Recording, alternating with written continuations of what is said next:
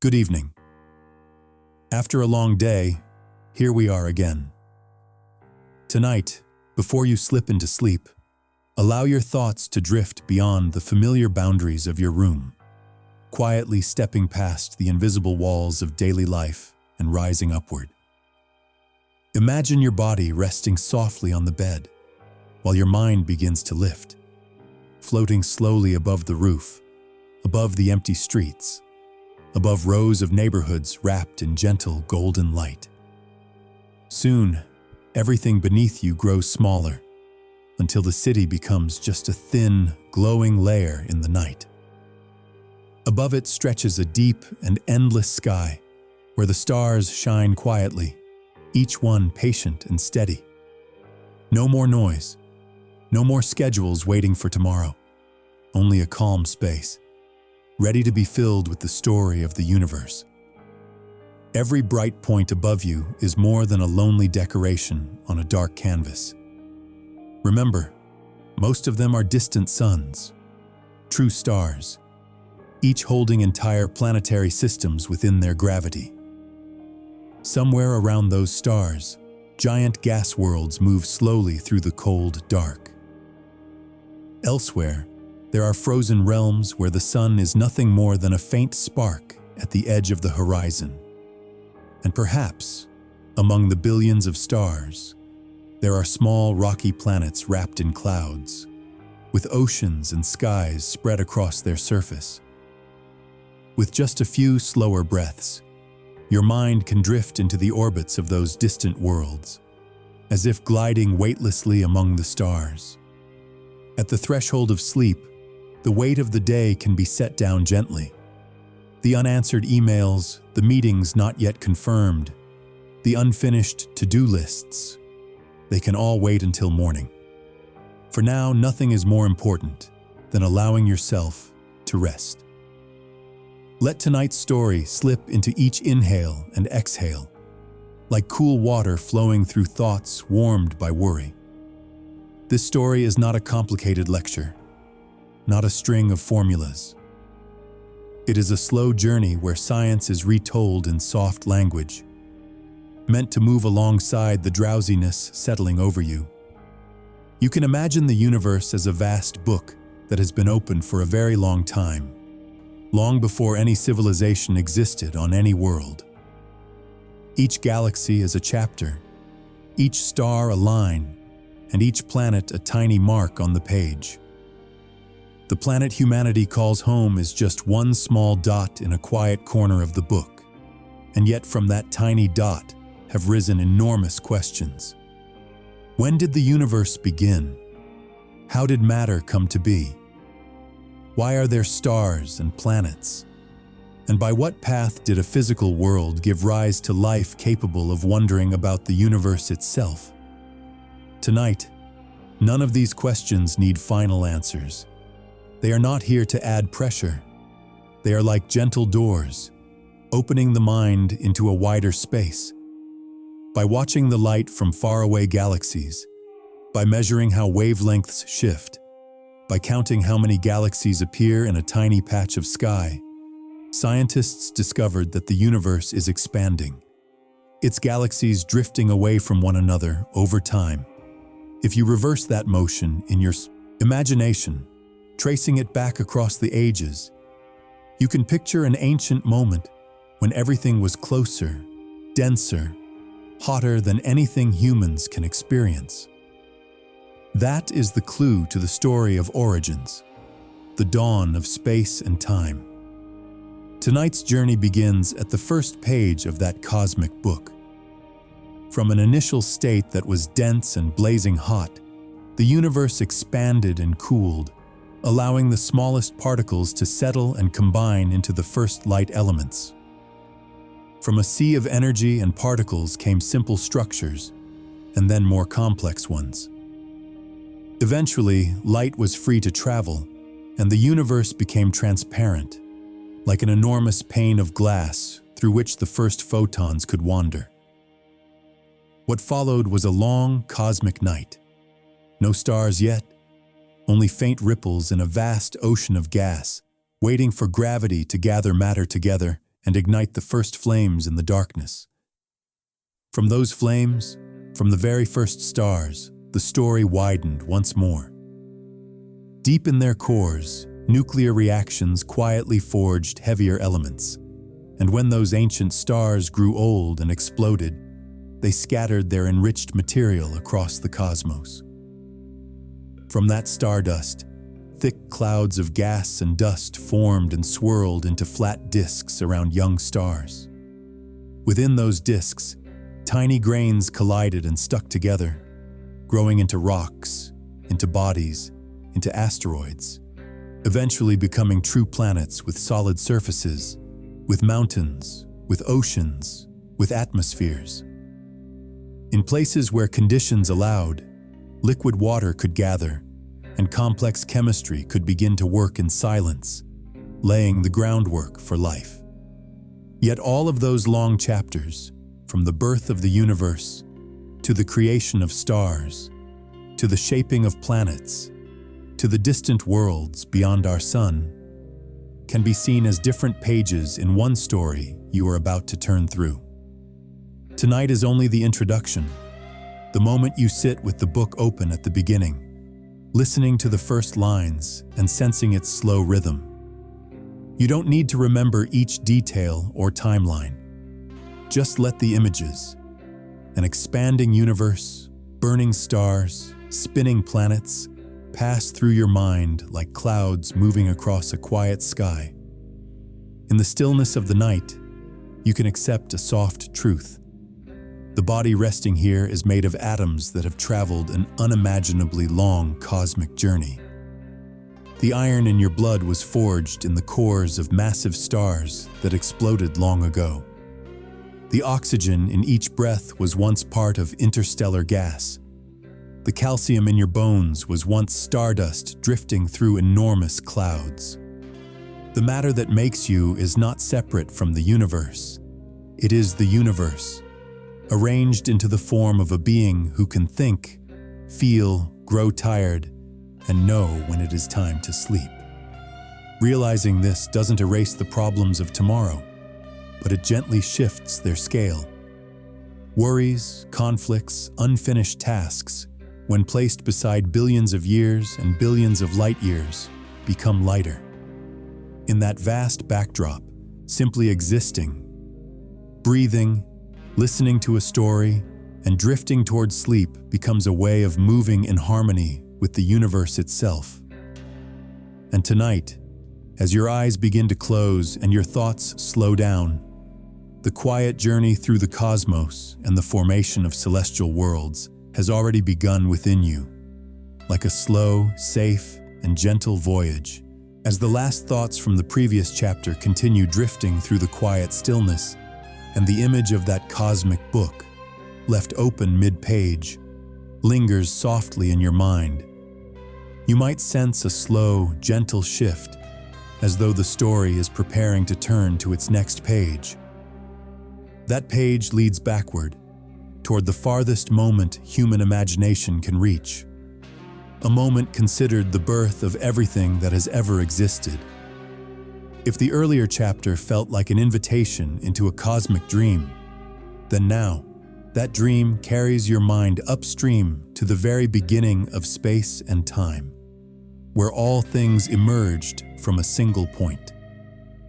In the gentlest way of understanding it, you can imagine the entire universe, space, time, energy, and matter, once compressed into an extremely dense state. Not a giant sphere, not a tiny bead floating in emptiness, but a form of compression so complete that nothing had shape, structure, or edges in any familiar sense. Around 13.8 billion years ago, that state reached a limit, one so extreme that early physics could no longer hold everything in perfect compactness. And then, something happened. Not an explosion like in the movies, with fragments flung into empty space, but the expansion of space itself from an incredibly small point. No center, no edges, just the growing distance between all points in space, stretching like a fabric pulled outward in every direction at once. Another, softer way to picture it. Imagine standing inside a completely dark room with no shape, no floor, no ceiling, and no sense of distance. In the first moment of the Big Bang, that room, which had no size at all, began to open. Not because something pushed it, not because of an outside force, but simply because space itself began unfolding, layer by layer. Inside this newborn space was energy at such a high temperature that no stable particles could exist. Everything was a sea of radiation, a dense blend of pure, restless energy, pulsing like an invisible ocean of fire spreading into every corner that space allowed. In those first tiny moments, there were no atoms, no molecules, no stars or planets. Matter, as we know it, could not yet form. Charges, energy, and the most elementary particles were constantly appearing and disappearing, colliding, flashing into existence, and fading again. The temperature was so unimaginably high that nothing could remain stable for even an instant. You might imagine a place where everything is too hot to solidify, like water boiling so violently that individual droplets can't be seen. In that setting, matter wasn't solid, durable, or still. It was merely shimmering vibrations, brief sparks of energy rising and dimming in a roiling sea. As space expanded faster than human intuition could ever describe, the temperature began to fall, just slightly at first. Yet even a fraction of a second after the Big Bang, the heat remained extreme enough to tear apart any structure that tried to form. Picture a realm so hot that every quark, every electron, every photon raced at incredible speeds, colliding endlessly in a dense ocean of energy where even light had no straight path to travel. There was no day or night, no before or after in any familiar sense, only a magnificent chaos from which the raw ingredients of the future universe would slowly emerge. Within this early chaos, something remarkable was already true. Despite the turbulence, the universe obeyed simple, powerful rules. As the temperature fell just enough, the smallest building blocks could begin to join together. Several cosmic seconds passed, then the first minute, and protons and neutrons began to appear in meaningful numbers. But all of this could only happen because space continued to expand. Had the universe remained tiny, trapped at its original size, it would never have cooled enough for matter to exist. It is this expansion, this stretching from a hot, tiny point, that defines the true nature of the Big Bang. In the most gentle sense, the Big Bang was not an act of destruction or detonation. It was an act of emergence. It was like the first moment of a new life, where countless possibilities sit compressed into a single point and then unfold, grow, and spread outward. There were no flames in the familiar sense, no burning fire, but there was a kind of heat and energy so profound that everything afterward, from the smallest grain of dust to the largest galaxy, would forever carry the imprint of that moment. Today, humans cannot travel back in time to witness that moment directly, but we can still hear its echo. Across the universe, in every direction, there exists a faint, cold glow, like a thin veil of ancient light spread across all of space. That glow is called the cosmic microwave background, the leftover light that was once trapped inside the dense, early ocean of energy. When the universe cooled enough to become transparent, this light began to travel freely. Across billions of years, its wavelength stretched until it became a soft microwave whisper, but it still fills the cosmos. It is the oldest photograph of the universe, a reminder that everything we see was once part of a hot, brilliant state. As your eyes begin to close and your thoughts drift more slowly, Imagine that ancient light surrounding you. Not bright like the sun, not sharp like city lamps, but gentle like a distant breath. It is evidence that the universe was once entirely different, and from that early simplicity, all later complexity, galaxies, stars, planets, life, was patiently woven. From that moment, the story of how celestial structures formed truly began. And as the story continues in the chapters ahead, each page will connect the primordial sea of energy to the earliest structures of matter, to the first starlight cutting through cosmic fog. Like a long journey, your mind is invited to travel, slowly and safely, through the deep, peaceful night. As the echo of the universe's birth still glimmers softly in your imagination, and the image of that primordial sea of energy from the Big Bang still shimmers at the edge of your thoughts, the story can drift one step further, gently, as though everything that happened in those first moments was only the opening line of a much longer chain of transformations. From that blazing, compact point, where space had only just opened its eyes, a new chapter unfolded almost immediately, so quickly that modern humans can describe it only with equations, never with ordinary intuition. This is the era of cosmic inflation, a moment so strange it feels as though it belongs to a world far removed from the one we know. According to physical models, within a tiny, immeasurable fraction of a second after the Big Bang, the universe underwent an ultra-fast expansion, so rapid that if the entire process were compressed into a film, it would run faster than any lightning strike that has ever flashed.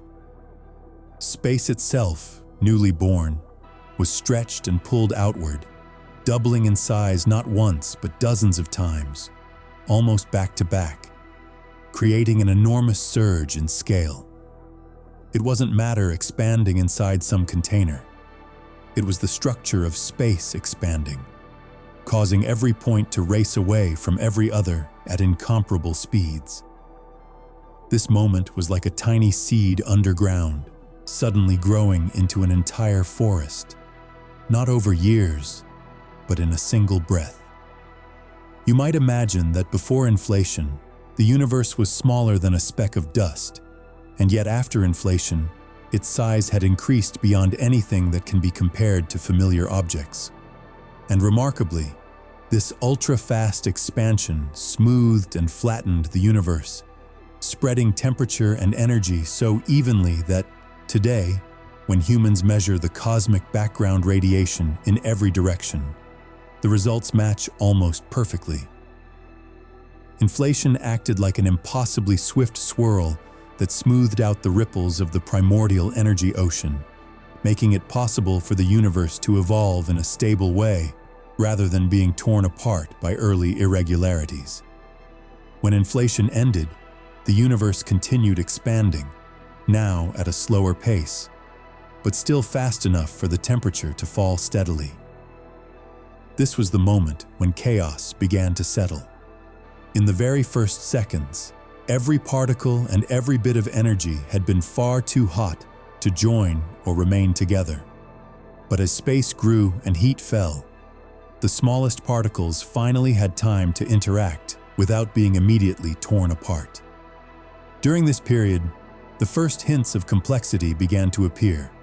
Not full atoms yet, but smaller components such as quarks, gluons, electrons, and neutrinos. As the temperature dropped to a few trillion degrees, quarks, which had been rushing freely in the turbulent early mixture, began to combine into protons and neutrons. You can picture the universe at this stage as a primordial soup cooling down. At first, the broth was so hot that nothing could hold its shape. Everything was dissolved into a seamless blend. But as the temperature slowly eased, small groups began to form, like the first tiny solids rising within a cooling liquid. In this gentle metaphor, protons and neutrons were the universe's first solid pieces, the earliest stable structures living long enough to become the foundation of everything that would follow. During the first few minutes after the Big Bang, these particles continued to interact, forming larger structures. Though complete atoms still could not exist, because the universe remained too hot for electrons to cling to nuclei. The earliest steps of cosmic chemistry were being laid. Complexity rose gradually, from unimaginably small particles to the first primordial nuclei stable enough to survive the fading chaos. And yet, to visualize the universe's change during this era, a softer image can help. Imagine a night sky right after a meteor shower. At first, the sky is bright, streaked with intense flashes. But when the shower ends, the sky doesn't go dark all at once. It calms slowly. The bright trails don't vanish. They simply fade, becoming gentler, more dispersed, letting the quiet darkness return. The early universe was much the same. After the explosion of energy and the furious rush of inflation, everything entered a new state. Not silent, not still, but softer and deeper, with intricate processes unfolding beneath the surface. The temperature kept falling. Space kept expanding. The distance between particles grew, but that separation allowed them the stability they needed. If in the beginning, particles collided too violently for any structure to survive, now protons and neutrons could combine to form the first nuclei of hydrogen and helium. This happened more slowly than the furious inflation that came before, yet far faster than the processes that would unfold in the mature universe billions of years later. The first minutes were like a newborn era on a cosmic scale. Everything still happening at astonishing speed, but carrying within it the seeds of order. At this stage, the universe still had no free light traveling through it. Electrons were still energetic enough to scatter every photon that tried to move, trapping light in a dense fog of charged particles. But the picture was changing moment by moment.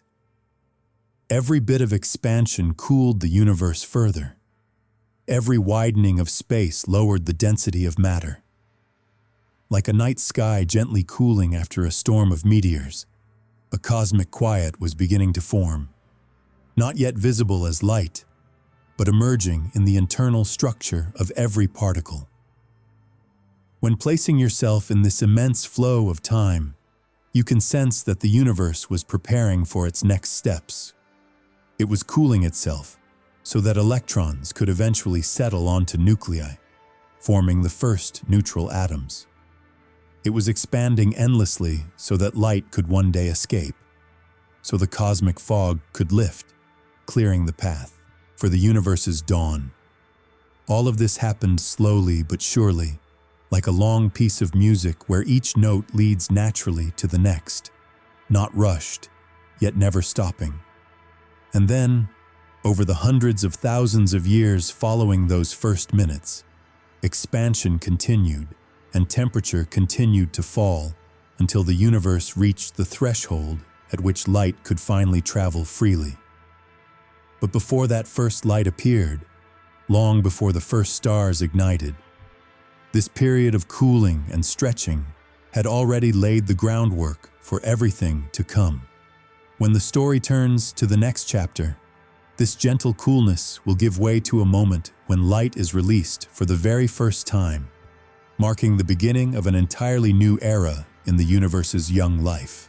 As the story of a universe cooling after its furious era of rapid inflation lingers gently in your thoughts, you can imagine all of space at that time as a blazing ocean that has just survived its most violent whirl.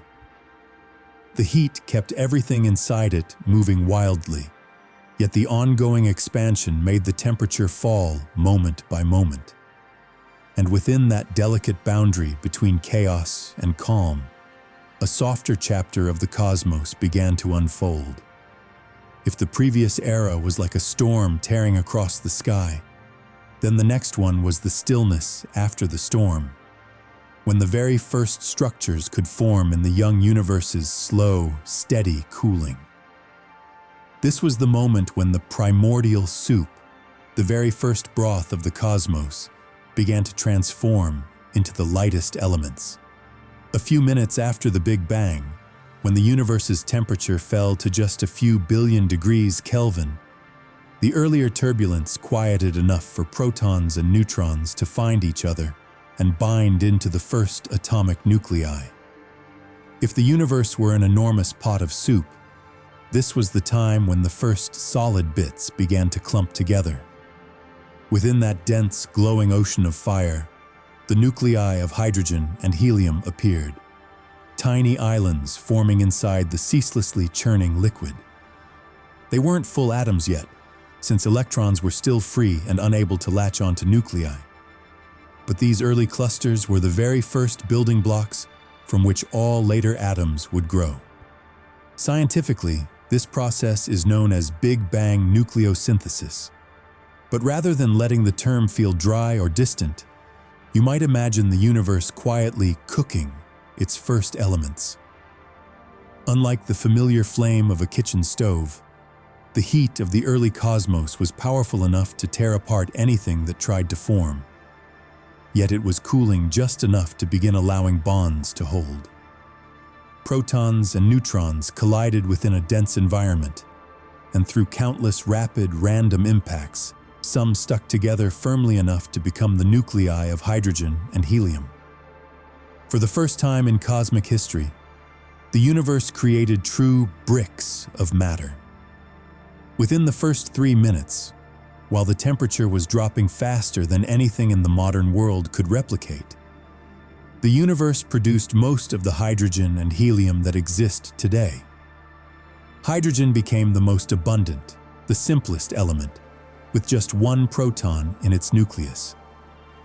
Helium, with 2 protons and 2 neutrons, formed in smaller but still significant amounts. A trace of lithium formed too, though so little that it barely registers in comparison. These elements were light and simple, yet they would become the foundation of everything heavier. Stars would later burn hydrogen as fuel, forging it into helium and then into all the more complex elements. Without this early abundance of hydrogen, stars would never have formed, and without stars, there would be no planets, no carbon, no oxygen, no water, and no life. Amid all the heat and motion, the formation of these first nuclei feels almost like a small miracle. It was the moment the universe began to build stability.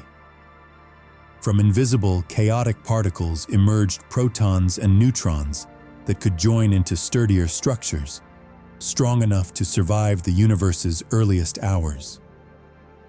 Every newly formed hydrogen or helium nucleus was a step toward order in a cosmos still ruled by randomness. And through this newfound stability, everything that followed became possible. Yet the universe was not, at this stage, a place where light could roam freely. Even though nuclei had formed, electrons were not yet ready to settle. They still raced freely through the dense plasma, scattering light at every turn. Any photon trying to move through that environment was deflected again and again, unable to travel far. Space was like a heavy fog so dense that light couldn't pierce it for even a moment. Imagine a red, thick night where light is trapped in a maze of countless frantic electrons. This was the universe's dark phase, not because there was no light, but because light was imprisoned in a hot plasma sea. Even so, this darkness did not mean stillness. It was more like the moment before a fog lifts, when everything is quietly preparing for a coming transformation. The electrons continued their restless motion, but the temperature kept falling. The nuclei formed earlier drifted through the chaos, waiting for the moment when the universe would cool enough for electrons to attach, creating truly neutral atoms.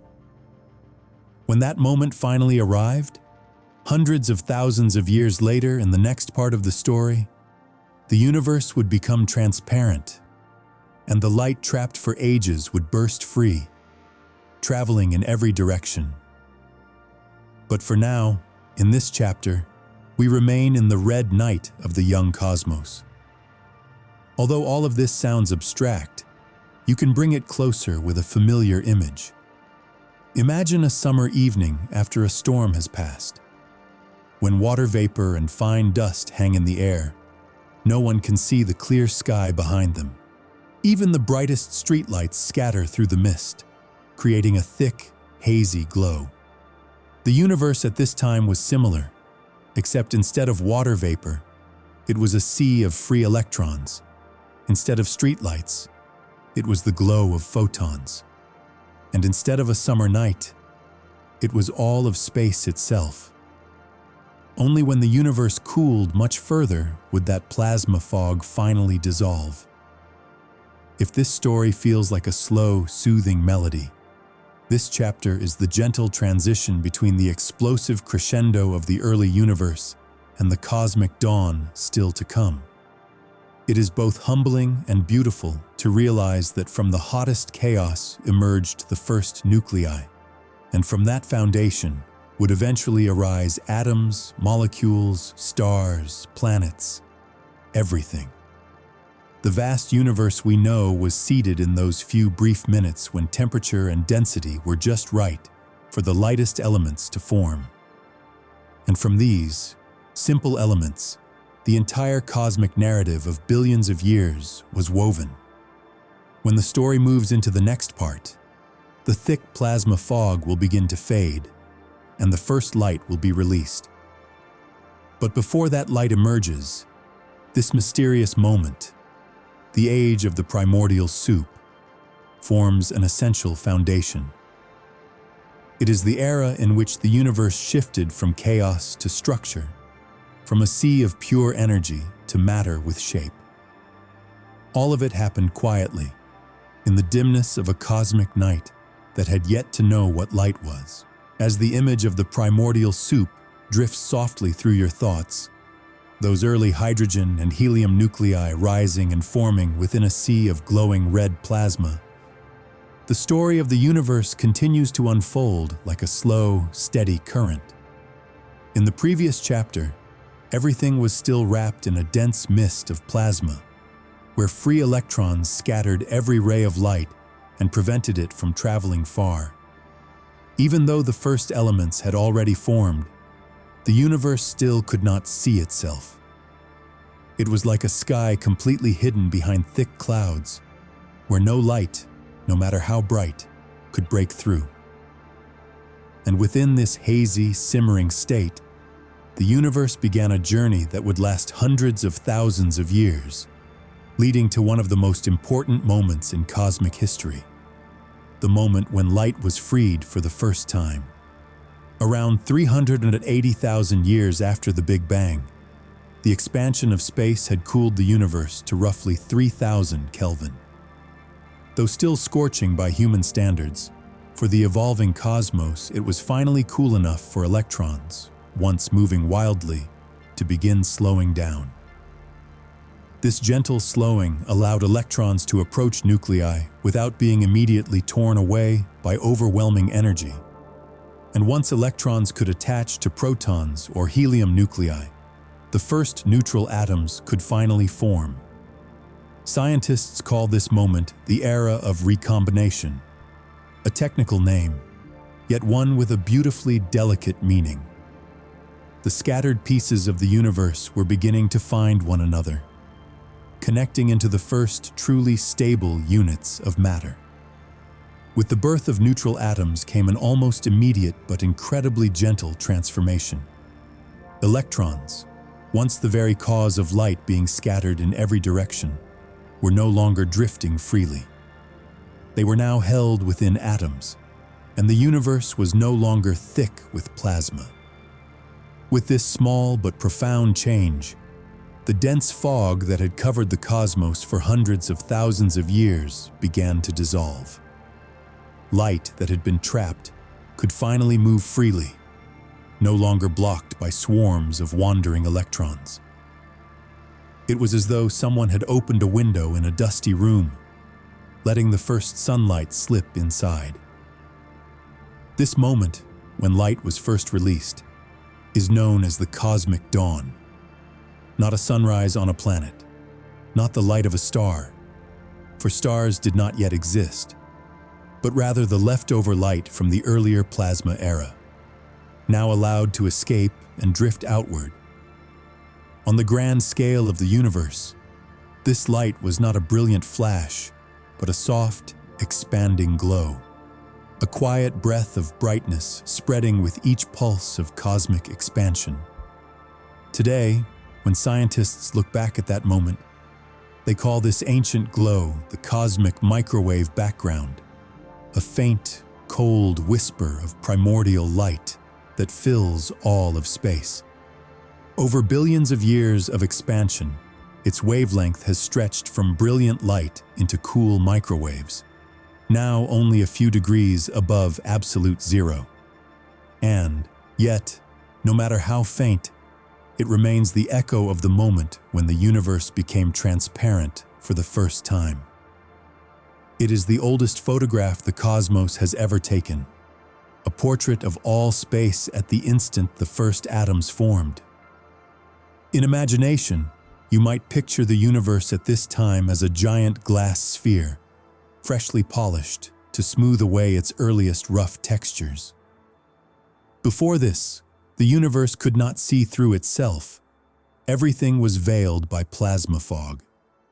But after recombination, once electrons settled into atoms, space became strangely clear, pure, and calm. If some great eye could have looked into the universe from the outside, this would be the first moment it could truly see into its depths. Interestingly, although light was now free and the universe transparent, no new sources of light appeared right away. The newly formed neutral atoms were only cooling hydrogen and helium gas, not yet dense enough to collapse under gravity and become stars. So the universe entered a quiet, mysterious era known as the Cosmic Dark Ages. During this long night, the first light still drifted everywhere, passing through every region of space, but no new light arose to replace or brighten it. The universe was like a vast, transparent, silent expanse, clear, open, but dark, for no stars had yet ignited. This stillness lasted for hundreds of millions of years. It was like a long pause in a symphony, a quiet stretch after the overture, but before the melody begins. And within that stillness, though seemingly uneventful, the universe was quietly preparing for an event far more radiant, the birth of the first stars.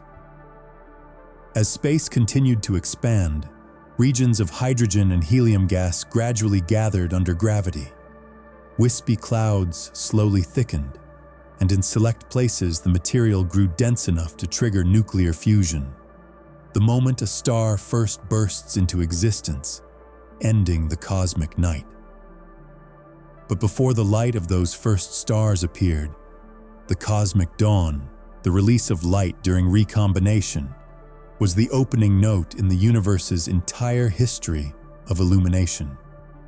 It signaled that the cosmos had entered a new, cooler, more stable phase, ready for more complex structures to emerge. This moment laid the foundation for everything that followed. The collapse of gas clouds into stars, the explosive deaths of those stars, the scattering of heavy elements, the formation of planets, oceans, and eventually life.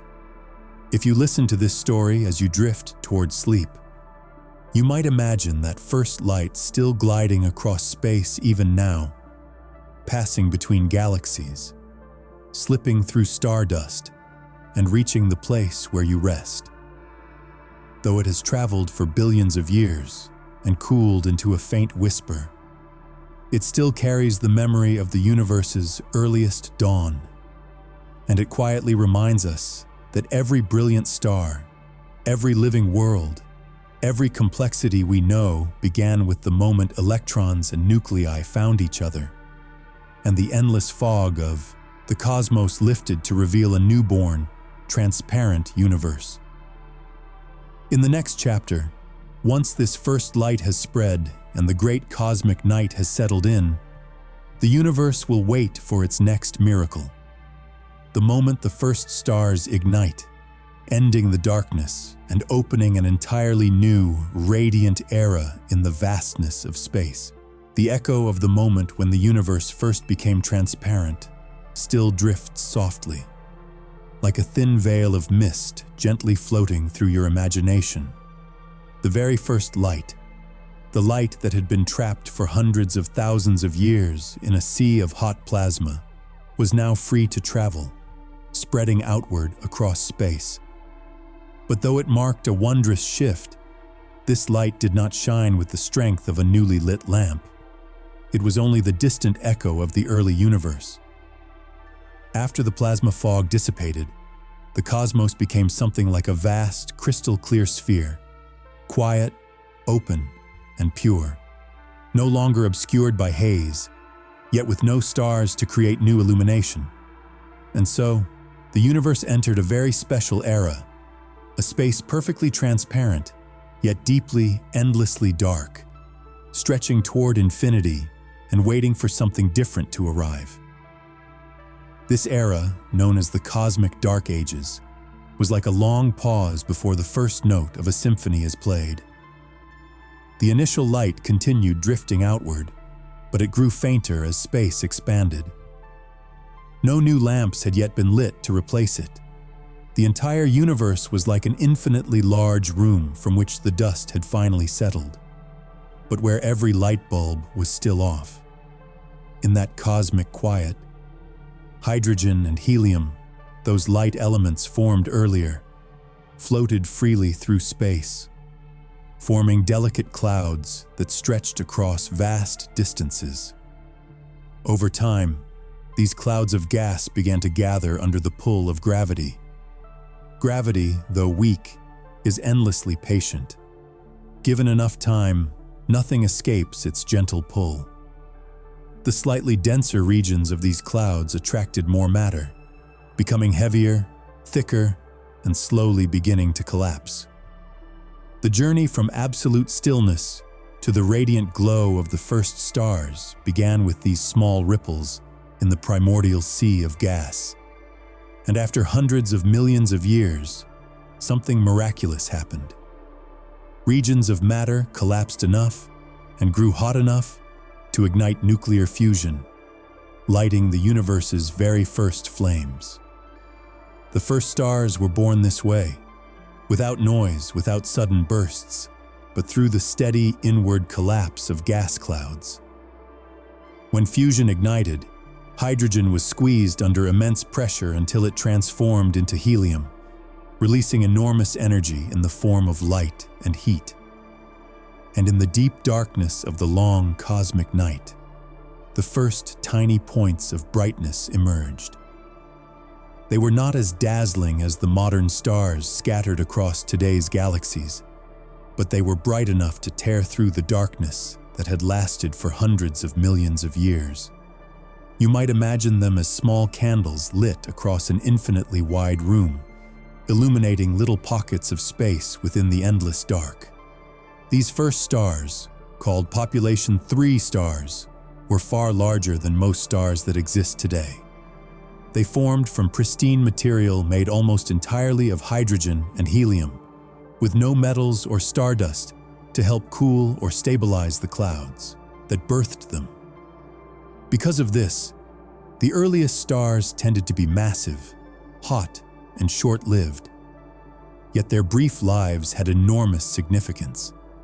Their intense ultraviolet light affected the surrounding space, ionizing once neutral atoms and turning them back into a thin plasma. This period is known as the era of rionization, a milestone in which the universe began to light up in an entirely new way. The once transparent but pitch-dark gas became tinted with soft ultraviolet glow and gradually grew brighter as more and more stars were born. The reionization process was like the very first morning after a long night, when sunlight doesn't arrive all at once, but spreads gently from the horizon. dissolving the last traces of fog. The light of the first stars behaved in much the same way. Not a sudden burst, but expanding bubbles of illumination surrounding each star, overlapping, merging, and eventually filling the entire cosmos. Through this, the universe grew visible again. Not an endless dark ocean, but a grand tapestry dotted with points of light. As more first-generation stars appeared, they did not exist in isolation. Gravity pulled them together, forming the earliest star clusters. Over time, these clusters gathered more material, grew larger, and gradually evolved into the first primitive galaxies. These early galaxies were scattered groups of stars, lacking the elegant spiral structures seen today, but they were the seeds from which every galaxy humans now observe, including the Milky Way, would eventually grow. These young galaxies brimmed with stars that lived fierce but fleeting lives. When the first stars exhausted their fuel and exploded in powerful supernovae, they scattered the universe's first heavy elements, carbon, oxygen, iron, and many others, into the surrounding environment.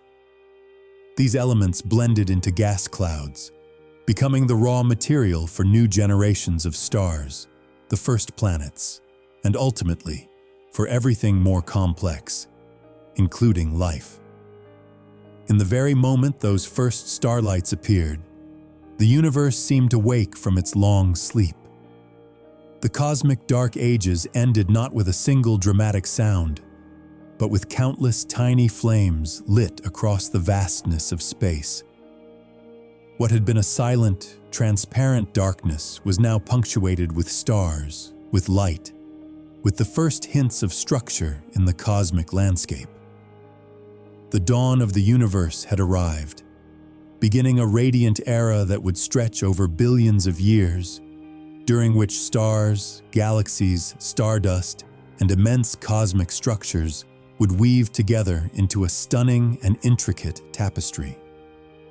And as the light of those first stars spread outward across space, the universe's story turned a new page, a chapter where reactions inside stars would forge heavy elements, where galaxies would form and evolve, and where the smallest grains of stardust would come together, paving the way for the birth of planets.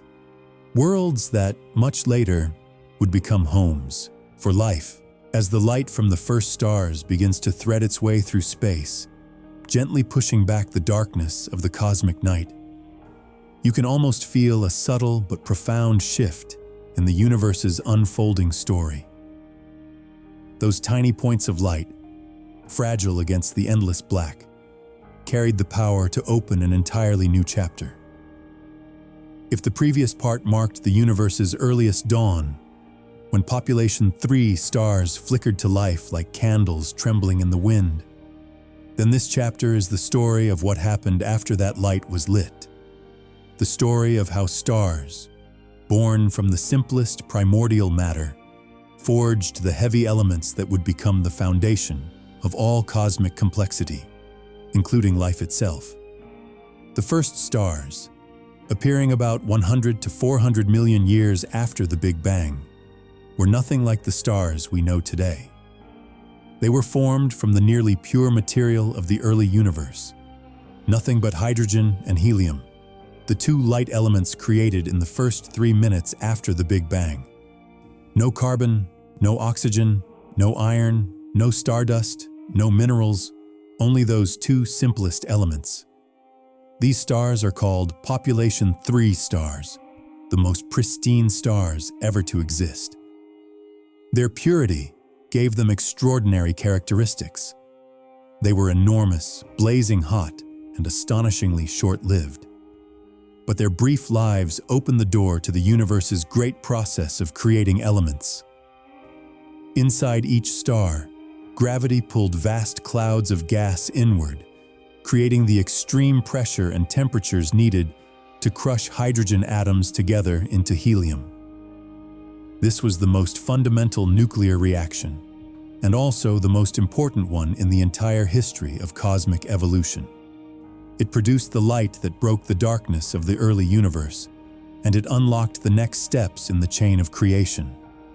Once the star's hydrogen fuel was consumed, its core became rich in helium.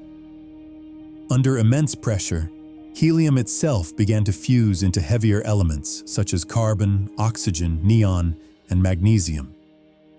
This process was like a colossal forge, where every transformation demanded hotter temperatures and stronger pressure.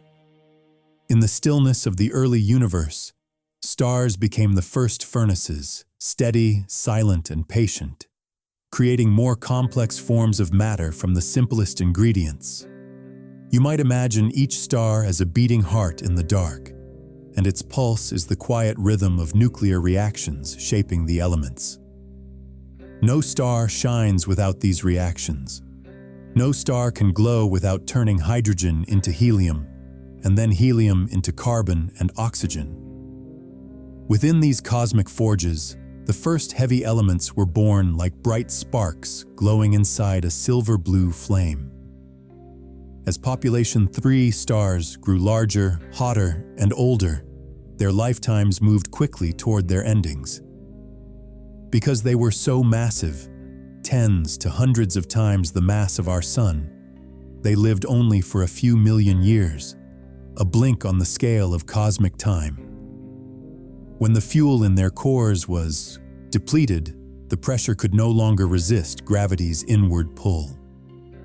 The core collapsed, the temperature skyrocketed, and within an instant, the star exploded in a brilliant supernova.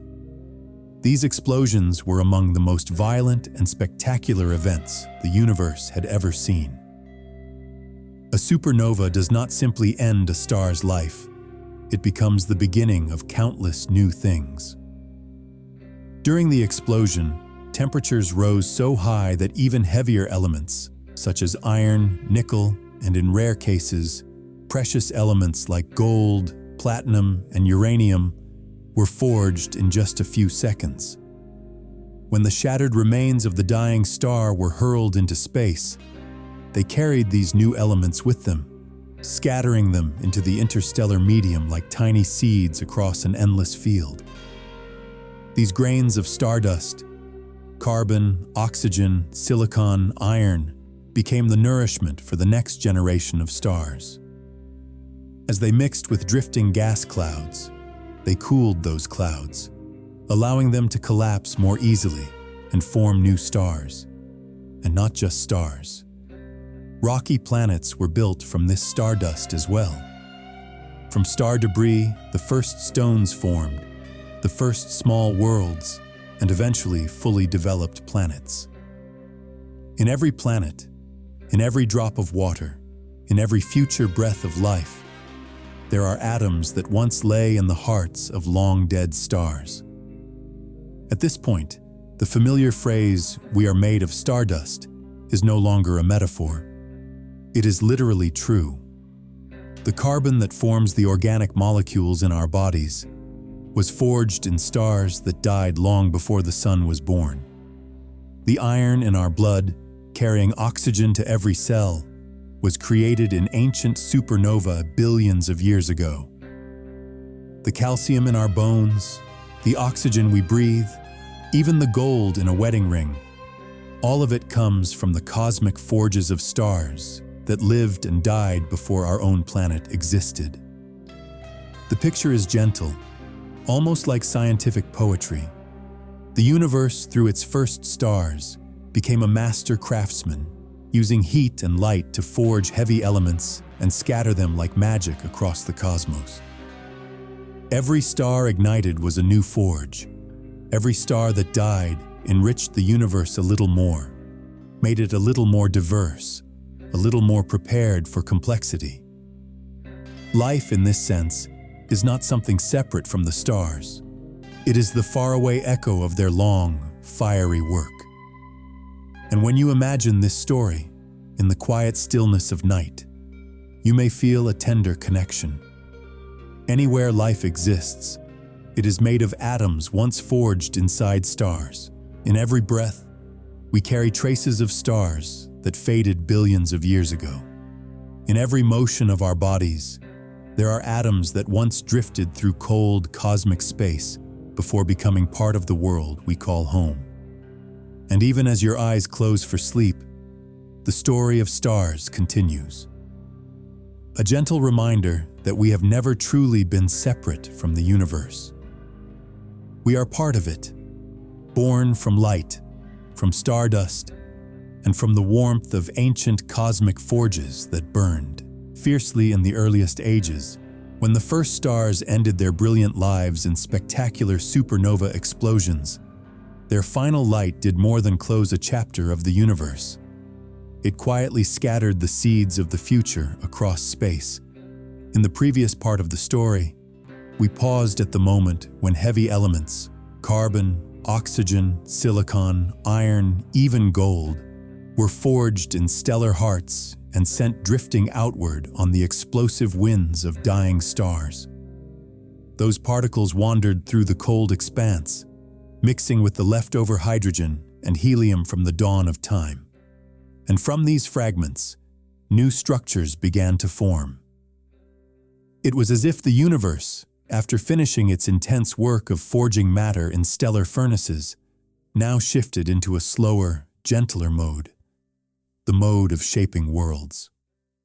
You might imagine space after those supernovae as a delicate sea of gas and dust stretching far beyond anything the human eye could see. The tiny grains of dust, so small that billions of them together would look like a faint wisp of smoke, floated freely, carrying the chemical fingerprints of vanished stars.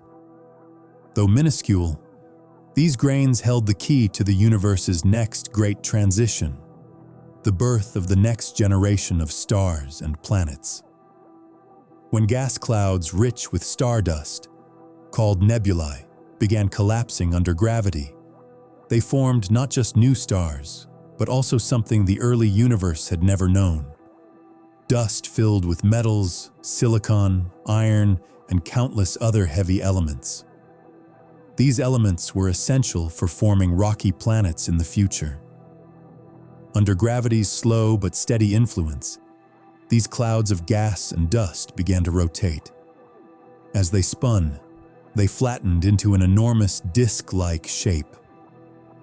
At the center of this disk, matter gathered most densely, heating up and compressing until it ignited nuclear fusion, giving birth to a young star. That new star glowed at the center of the swirling disk, surrounded by countless shimmering dust grains. This structure is called a protoplanetary disk, the cradle where planets are born. Within that disk, every tiny grain of dust collided with others countless times. Each collision was a chance for two grains to stick together through gentle electrostatic forces. At first, small grains became larger grains. Larger grains grew into pebbles. Pebbles combined into rocks. Though the word collision might sound violent, at this tiny scale and within the thin gas, these impacts were soft and constant, much like snowflakes sticking together to form a snowball. Over millions of years, these dust balls grew larger and larger, becoming clumps of matter big enough for gravity to take on a greater role. Once these bodies reached a size of several kilometers, their gravitational pull became strong enough to attract surrounding material. These small celestial objects are called planetesimals. Each planetesimal is like the first building block of a new world. They drifted within the disk, orbiting the young star, colliding, merging, or sometimes shattering and reforming. This sculpting process didn't happen over minutes or years. It unfolded over tens of millions of years. Yet each small step brought the universe closer to forming complete planets. Some planetesimals continued colliding and merging, growing into larger planetary embryos.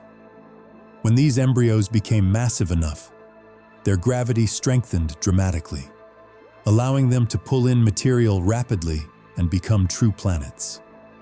Rocky planets like Earth, Mars, Venus, and Mercury all went through this stage, starting as tiny dust grains in a swirling disk and growing into full worlds. Meanwhile, planetesimals that never merged into a larger body still survived as they were, small, ancient fragments of the universe. Some became asteroids in the leftover belts. These fragments are like unfinished pages of the cosmic journal, preserving the composition of the young universe. Small but precious, they hold memories of the planet-building process, of collisions in the dark among drifting gas, and of the heavy elements once forged in distant supernovae. This image, from stardust to planets, carries a beauty that is both scientific and poetic. Every tiny speck of dust, once the remains of a dead star, becomes part of constructing a new world. Some of that dust becomes a planet's core, some becomes soil, some becomes rock, mountains, or riverbeds, and some becomes water if it combines with hydrogen through complex chemistry. On certain fortunate planets, these elements join to form organic molecules, and life may begin to stir. From a cosmic perspective, planets are not random occurrences. They are the natural outcome of long, patient accumulation. From the furnaces of stars to the protoplanetary disk, from dust collisions to planetesimals, every step is necessary for creating a place where life can eventually take root. Each planet born is a quiet testament to the universe's creativity, its ability to turn the ashes of old stars into new worlds, whole and ready for long journeys ahead. When you gaze up at the night sky, you may not see this connection clearly, but every planet, whether a tiny rocky world or a giant gas sphere, carries within it the legacy of generations of stars that lived and died long before. And within this cosmic cycle, the universe begins a new rhythm, creating stars, creating planets, creating more worlds still. A process unhurried, unforced, unfolding in the endless calm of space. The story from stardust to planets is not just one chapter in the universe's history. It is the gentle continuation of everything that came before. And within that continuation, you can sense the slow, steady breath of the cosmos, a breath that forged stars, shaped planets, and one day may create worlds where life emerges from the stardust itself. As the story of tiny dust grains gathering into planetesimals, the very first seeds of planets, continues drifting through the imagination, the universe takes on a shape that feels both delicate and immense. In that sea of stardust, some celestial bodies kept growing, merging, and becoming complete planets with solid surfaces and gravity strong enough to hold atmospheres. But within the very same protoplanetary disk, other fragments were not so fortunate, or perhaps not so destined. They paused midway through the journey, never vanishing, never growing larger, floating endlessly in orbit around their parent star like fossilized memories of the early days when the cosmos was shaping its planets. These remnants are asteroids, quiet cosmic stones that hold deep stories from the dawn of planetary systems. If planets are the great cities built from the universe's raw construction materials, then asteroids are the leftover bricks. They are not unfinished structures, but untouched pieces of primordial matter, never gathered tightly enough to form a full-sized world. Thanks to this, when we observe asteroids today, we glimpse ancient, unprocessed material that has existed since the system was young. Gently imagined, an asteroid is like a solitary rock drifting around a star. It has none of the complexity of planets. No atmosphere, no oceans, no smooth surface. Instead, it resembles a weathered stone in a desert, each with its own irregular shape. They have many names: minor planets, small bodies, rubble piles, but they all point to the same truth. Asteroids are the cast-off children of planet formation, pieces left behind, not lesser, but essential. The surfaces of asteroids are often covered with craters, as though they have endured billions of years of quiet meteor showers. The round scars, large and small, record every impact from wandering rocks in space. With no atmosphere to erode them, no winds to smooth them, and no water to wash them away, these marks remain untouched, like an ancient chronicle carved into stone. Some of the larger asteroids are massive enough to hold small moons, tiny companions captured by gravity that silently orbit together, forming strange and beautiful cosmic pairs. The most common home for asteroids in a star system is the asteroid belt, a circular region of space lying between the inner rocky planets and the outer giants. In the familiar star system humans know, this belt sits between the orbits of two major planets, a broad, chilly ring of stone looping around the central star. There, the complex pull of giant planets prevented the primordial material from merging into a full planet. Instead of one world, a vast band of small bodies formed, each a separate miniature world, no two alike. The number of asteroids is astonishing. In our own system alone, scientists have cataloged several million larger than 1 kilometer. Yet even with all that abundance, their combined mass is far smaller than the mass of the Moon. This reminds us that most material was swept into the major planets, leaving only fragments behind, too small to become a world, but priceless as records of the past. Asteroids are living memories of primordial matter, the leftovers of planet formation from dust and gas. Among these asteroids are some that are quite large, almost resembling miniature planets. One such object spans hundreds of kilometers, large enough to be nearly spherical. But most asteroids are smaller, often just a few dozen meters to a few kilometers long, shaped like incomplete stones chipped by time. Big or small, each asteroid carries a secret, one that scientists today are still working to unravel. When we gaze at asteroids, we are essentially looking at the bones of the earliest planetary system. These bodies existed even before planets took shape, proof that not every dust grain becomes a world. Some fragments will drift forever, wandering through space like lonely travelers. Yet their presence allows us to understand how planets form, for they never underwent melting, layering, or reshaping like the larger worlds. They preserve their original composition, the raw ingredients from which planets once grew.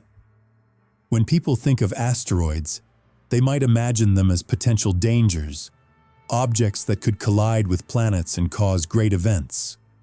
But in this moment of the story, before the violent chapters, we can see them instead as cosmic treasure mines, not for precious metals, but for the priceless information they carry about the universe's earliest age of world-building. Each asteroid is a natural fossil archive, needing no paper, no preservation, existing quietly for billions of years to tell the story of how rocky planets emerged from dust. In the stillness of the universe, the image of asteroids drifting around their star carries a quiet peace. They can be seen as stones resting in the vast river of space.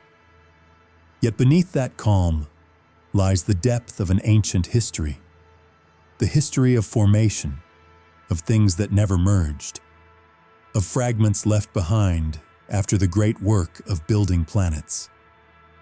And those fragments, though incomplete, complete the universe's story. Without them, we would struggle to understand how planets came to be, or why some worlds grew while others remained small and solitary. And so, from stardust and gas, from swirling protoplanetary disks, we arrive at asteroids, the silent witnesses of the planetary dawn.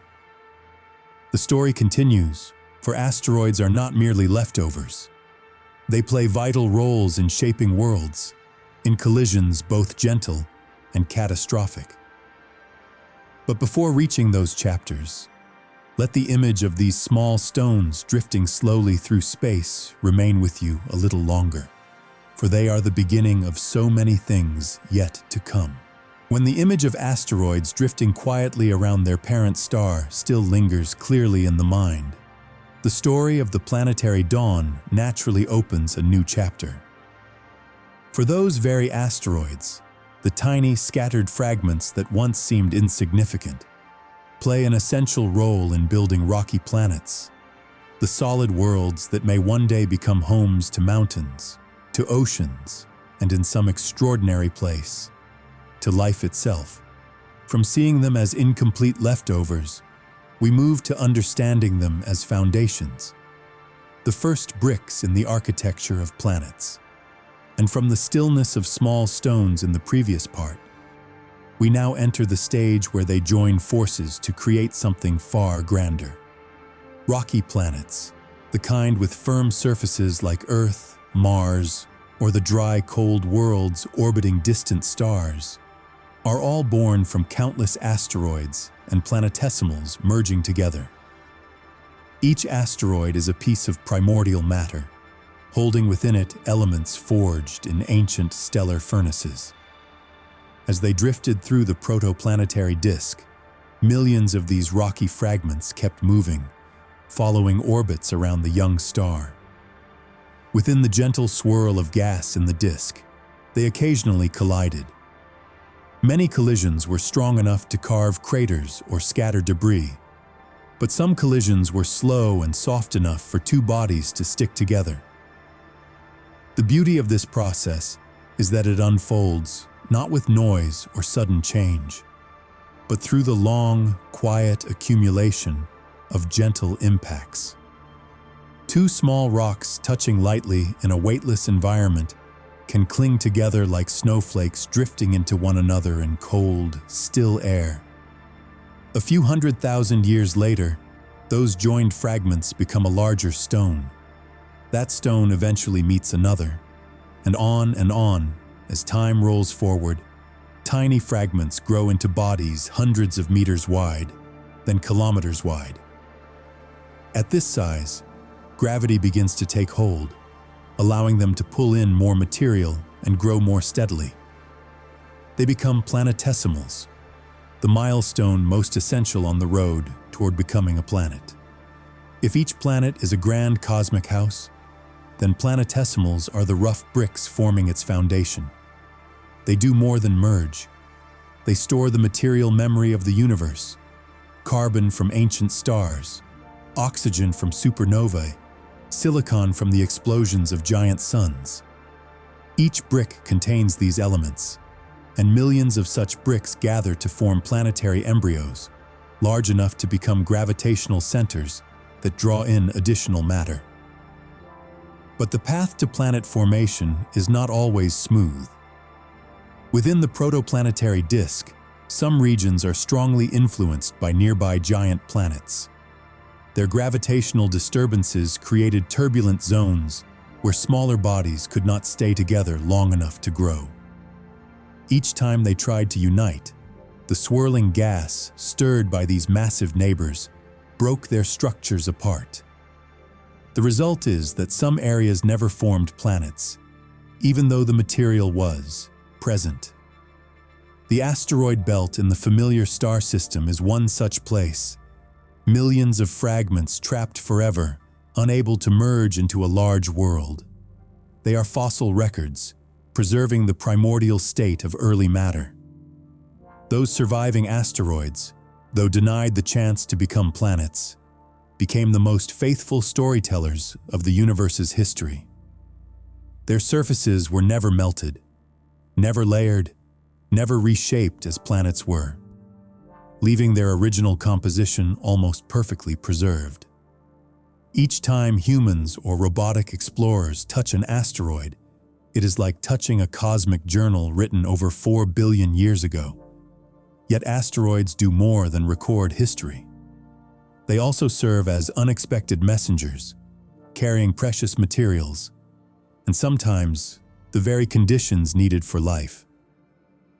On water-rich asteroids, frozen water mixes with simple organic compounds, holding atoms and molecules that could form the foundation for more complex chemistry. There is a hypothesis that when the young Earth was still molten and barren, icy asteroids collided with it and released water, helping to form the first oceans that later became the cradle of simple life. Not only water, some asteroids also contain organic molecules, simple but vital carbon-based compounds. They are like tiny seeds scattered onto a planet during an impact. In the right environment, these seeds can join together, forming more complex structures, taking small steps along the chemical path that leads toward life. Imagine small, wandering stones drifting for millions of years through the cold void. Yet with a single timely collision, they could become bringers of life. A gentle and hopeful thought. Water-rich and organic-rich asteroids that once gave Earth its chance at oceans and life may have performed the same service for many other rocky worlds across the universe. Each time an asteroid strikes a young planet, it is not just a collision, it is a delivery of material. As though the universe uses these tiny stones to send a message, that life, if it can arise in one place, may be seeded in others. And in that thought, one feels a soft connection between worlds. Looking back at the entire process, the role of asteroids becomes clearer than ever. They are not merely leftovers abandoned after planet formation. They are foundations, ingredients, witnesses, and sometimes gift-bearers.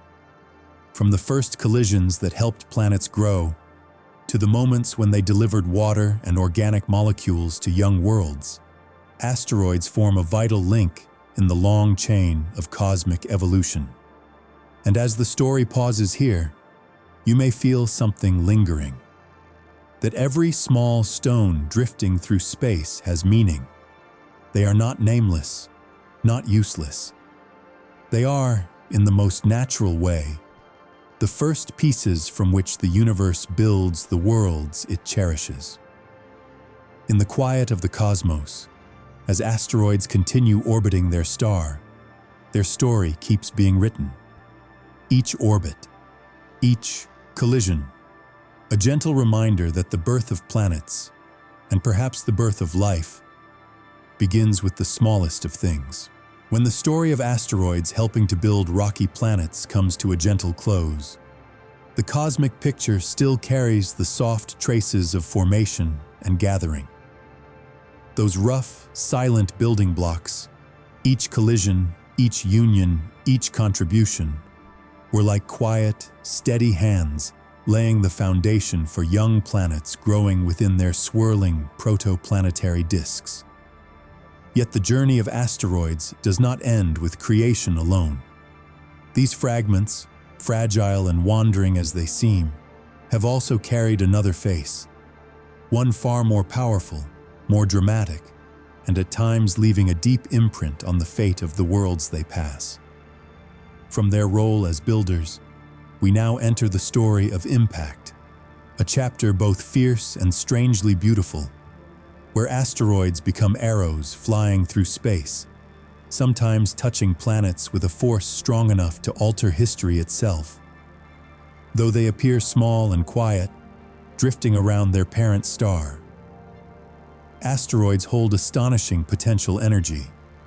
In the weightless environment of space, even an object only a few dozen meters across can travel at tens of thousands of miles per hour. And when such an object strikes a planet many times larger, the energy of that collision can equal thousands or even millions of the most powerful explosions humans have ever witnessed. Yet to keep the story gentle, you may imagine these impacts as exclamation points in the universe's long epic, sudden, powerful, but fading gradually, leaving echoes that nature slowly reshapes through time. Across the surfaces of many worlds in the star system, the scars of these collisions lie quietly in the form of round craters. These deep bowls were not carved by erosion or born from volcanoes, but from unexpected meetings between wandering asteroids and a planet's surface. The Moon is the clearest example. Its entire face is a map of ancient impacts, each circular rim a story of a moment when a stone from space struck its cold ground. With no atmosphere to erode or soften the marks, every crater remains almost exactly as it was the day it formed, a vast, open history book written in stone. But not only barren worlds like the Moon bear such marks. Even large planets with thick atmospheres cannot avoid certain fateful collisions. And sometimes, an asteroid large enough can reshape an entire planet's ecosystem in a single, brief moment. One of the most well-known examples occurred about 65 million years ago, when an asteroid more than 10 kilometers wide descended upon a young, vibrant blue world. The impact created a massive crater still studied today, and according to many researchers, it triggered a mass extinction event that erased over 70% of life at the time, including a group of towering creatures that had ruled the land for tens of millions of years. Without naming it, anyone hearing the story recognizes the moment when dinosaurs disappeared. The power of such impacts is difficult to express with ordinary words.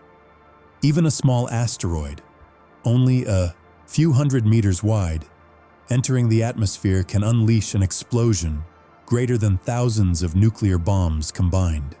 Human history has recorded events like the Tunguska incident in 1908, when a small cosmic body exploded in the atmosphere and flattened thousands of square miles of forest. Or the Chelyabinsk event in 2013, when a house-sized asteroid streaked across the sky, shining brighter than the sun, sending shockwaves that shattered countless windows. Though these events left no craters on the ground, they serve as gentle reminders of the latent power asteroids always carry. Yet the story of impacts is not one solely shaped by destruction. In the history of planetary development, collisions have often opened new doors. Some impacts mixed and redistributed material, enriching a planet's surface with new elements. Others may have melted young planetary crusts, helping matter sort itself into layers and forming metal cores, the foundations of magnetic fields and future atmospheres. Even catastrophic events, like the one that ended the age of the dinosaurs, created opportunities for smaller, more adaptable life forms to flourish, eventually giving rise to entirely new branches of evolution. Nature, in its quiet wisdom, always finds ways to renew itself. A planet may endure a tremendous blow from space, but with time, wind, water, volcanoes, and life, if present, will heal the surface. Forests can grow back, oceans can clear. New species can rise where old ones vanished, and within that renewal, the story of a planet becomes more beautiful, containing both scars and rebirth. Seeing asteroids in both aspects, as builders and as powerful agents of change, allows you to feel the delicate balance of the universe. Asteroids are not just wandering stones. They are essential participants in the processes of creation and evolution. They deliver material, alter landscapes, influence climates, and sometimes unintentionally spark profound transformations. And as this chapter closes, the image of impacts in the dark no longer feels unsettling, but instead becomes a natural part of the universe's rhythm. For after every collision, after every plume of dust rises into the cosmic night, the universe continues its quiet path, creating, recreating, and opening new chapters that have yet to be written. In that stillness, you may sense a gentle reassurance. that even the most dramatic events are only small strokes in a vast painting, where everything eventually finds its way back to calm.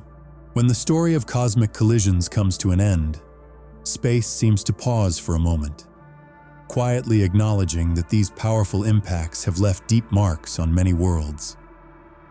From wide, silent craters frozen on the surfaces of moons, to events capable of reshaping the entire history of life, every collision reminds us that the universe is not only gentle like a river of stars, but at times also fierce like a great wave rising from a midnight sea. Yet just as we recognize this fragility, the story shifts into a different rhythm, a rhythm of awareness, where a civilization learns to look up at the sky and realize it must understand how to protect its own world. Asteroids, though small and unassuming, carry enough force to change the future of a planet if their paths happen to intersect with a place where life exists. This understanding is not meant to inspire fear, but to open a new kind of insight.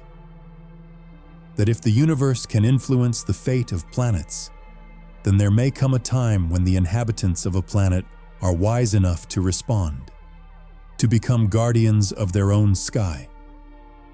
This realization marks a transition from merely observing the cosmos to actively safeguarding the home beneath one's feet. On Earth, and perhaps someday on other worlds, people began to view the sky with new eyes, eyes that adore the beauty of the stars, but also understand the quiet danger hidden in the darkness. There are millions of asteroids in the star system, but only a small number follow paths that could bring them near worlds that harbor life. And so organizations such as NASA, along with countless observatories around the globe, have spent decades building a planetary watch system. They continually search for and track objects known as NEOs, near-Earth objects, to understand their orbits, forecast their futures, and identify any that might pose a risk. The simplest way to describe this work is, humanity stands watch over the sky like a shepherd guarding a flock. In the vast darkness, the wolves of stone sometimes wander close, gliding silently through the shadows. Knowing where they are when they approach, and whether they move toward the planet, is the first step of planetary defense. But watching alone is not enough. If a large asteroid is identified on a dangerous trajectory, humanity needs a plan. This is where the concept of asteroid deflection appears. A simple yet strategic idea. Rather than blowing an asteroid apart, which could create many hazardous fragments, gently shift its path, just enough so it passes safely by. In 2022, a remarkable milestone was reached. The DART mission, short for Double Asteroid Redirection Test, sent a small spacecraft toward an asteroid. It carried no weapons, and it caused no explosion. It simply flew into the asteroid, a deliberate, controlled impact. And that impact, gentle enough to be imperceptible on Earth, was strong enough to alter the asteroid's orbit by a small but measurable amount, proving that humanity can nudge a celestial object ever so slightly, and with time, those slight changes can become the difference between collision and safety. That success felt like a quiet sigh of relief. If ever needed, we are not entirely helpless. What makes this story warm is not only the technological achievement, but the spirit of cooperation behind it. Planetary defense does not belong to any single country. The sky is shared, and any threat from an asteroid, if it exists, would be a shared threat. And so scientists from many nations, many observatories, radar stations, and telescope networks share data, refine orbits, assess risks, and coordinate plans. Planetary defense has no borders. There's only one sky, one timeline, and one collective responsibility. In a gentle imagining, these scientists appear like night watch keepers, sitting beneath the domes of telescopes, listening to the faint motions of wandering objects in space. They do not do this out of fear, but out of love for the world they inhabit. A world with forests, with oceans, with wide open lands, and with people sleeping peacefully under the starlit sky. Knowing that above them drift objects that sometimes come close by chance, they choose to observe, to predict, and to prepare. To help ensure that nights like these remain calm for generations. And at the end of this chapter, a warm feeling spreads. Even though the universe is vast and not always gentle, humanity has learned how to stand up and protect its home. Not through force or destruction, but through understanding, patience, and cooperation. Observation networks, test missions, international projects, all aim toward a simple, beautiful goal: keeping the planet safe beneath the stars. Because of that, you can let yourself relax, knowing that amid the drifting stones of space, there are people who watch tirelessly, learn continuously, and work to protect our small blue home. And in the quiet of the night, that image brings comfort. Because no matter how immense the universe may be, we still have one another and the shared wisdom of humanity. Watching over the sky. When the thought of people quietly watching over the sky lingers in the mind, the story seems to open into a deeper layer. For as humans learn how to protect their world from wandering stones that might bring danger, they also begin to understand that their planet is just one among countless small pieces of land drifting through a vast cosmic ocean. The awareness of Earth's fragility leads them to a broader realization that if the sky holds objects that must be monitored to keep life safe, then that same sky also hides countless other worlds, places that may resemble our familiar home or may be utterly unlike anything we know. From this new vantage point, the story of planetary defense gently guides us toward a wider doorway. The doorway into the realm of exoplanets, worlds beyond the sun, where imagination and science twine together like streams of starlight flowing through the night. For centuries, when humans looked up at the sky, the stars were only small, distant points of light. No one knew whether planets orbited those stars. There was only a dark sky with millions of lights, and within it, the solar system seemed like the only place with worlds spinning around a star. But then time, science, and a persistent curiosity delivered a beautiful truth. Each shimmering star in the sky might be its own sun, with its own family of planets. And those planets, called exoplanets, expanded human imagination far beyond anything once believed possible. In the past few decades, ever since the first exoplanet was discovered around a sun-like star in 1995, the night sky has felt far more crowded in human consciousness.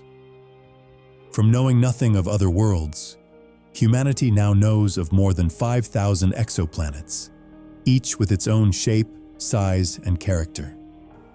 Every discovery is a soft reminder that the universe is far larger than our earliest thoughts. Every glimmering star may be nurturing its own worlds, circling it with the steady, silent strength of an ancient heartbeat. What makes exoplanets truly special is their astonishing diversity. If the familiar solar system has 4 rocky planets and 4 giant gas worlds, the realms beyond escape all patterns humans once understood. Some planets are larger than Jupiter, swollen into enormous spheres of gas that orbit so close to their stars that their atmospheres boil in waves. These worlds are affectionately known as hot Jupiters, giant blazing globes racing around their stars with dizzying speed. Others are small and gentle, entirely covered by oceans, vast water worlds unlike anything in our solar system. There are planets so fluffy and low in density that they resemble giant drifting clouds, and there are solid, compact, rocky planets orbiting dim red dwarf stars. Worlds that may have firm surfaces like Earth, perhaps even residing within zones where liquid water could exist. By simply closing your eyes for a moment, you can imagine thousands of such worlds.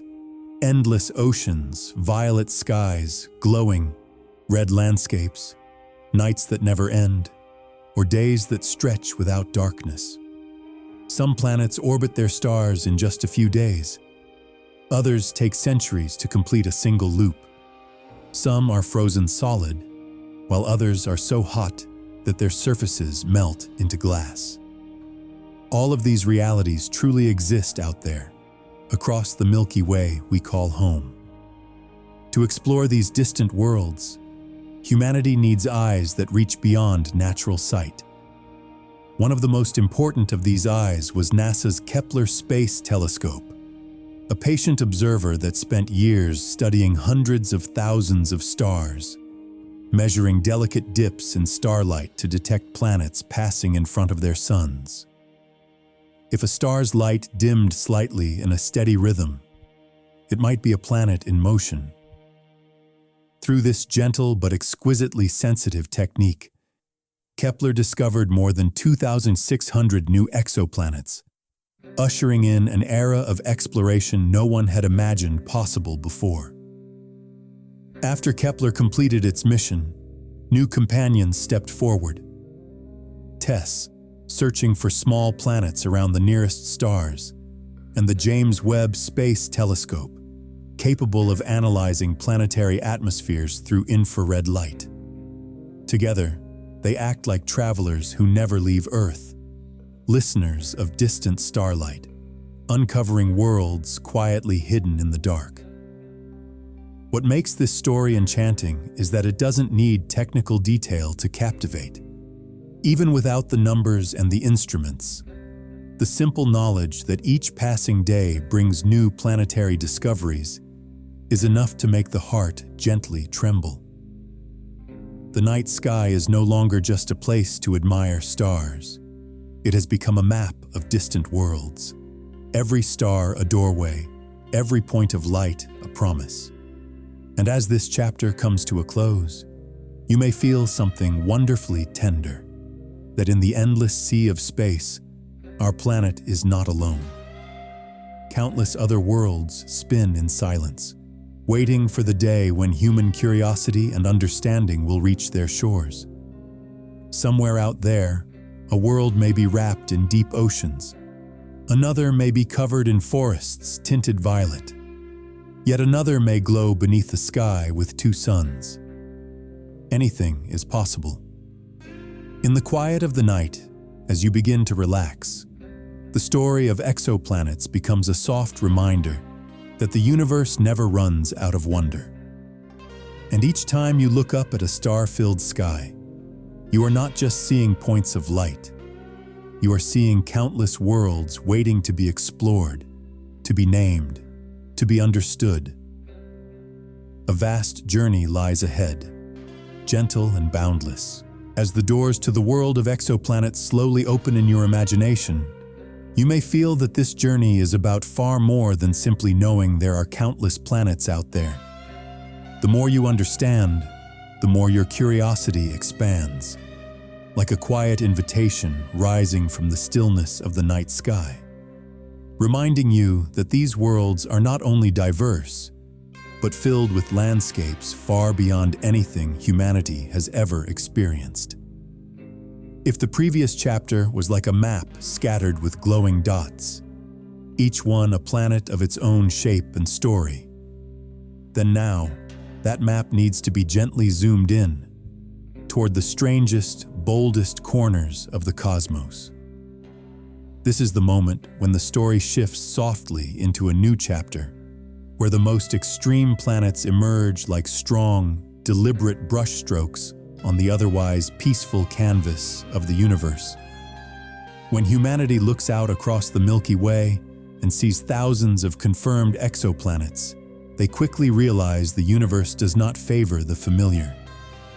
Very few worlds resemble Earth. Most are places almost impossible to imagine. Worlds where temperature, light, materials, and even color push far beyond every standard we've ever known. Nature doesn't create only calm, gentle planets. It also shapes realms of fire, colossal seas of gas, oceans of molten rock, and vast deserts of frozen ice. These worlds may not welcome Earth-like life, but they tell us something else. A story of abundance and of the universe's limitless creativity. There are planets that orbit two suns, something that once felt like pure science fiction. Yet in modern astronomy, it is real. Just imagine standing on the surface of such a world, its sky bathed in the glow of two star-born lights, two sources of warmth, two intertwined streams of illumination. When one sun sets, the other still lingers, casting a second, softer radiance over the landscape. On planets like these, day and night lose their simple rhythm. Everything becomes layered, intricate, and dreamlike, like a symphony of shifting light that never repeats itself in the same way twice.